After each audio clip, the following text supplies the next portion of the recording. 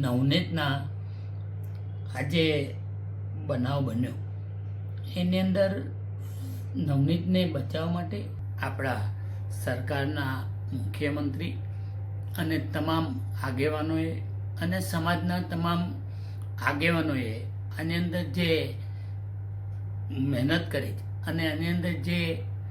નવનીતને આની અંદર સફળતા મળી છે એને હું બધાનો ખૂબ ખૂબ આભાર માનું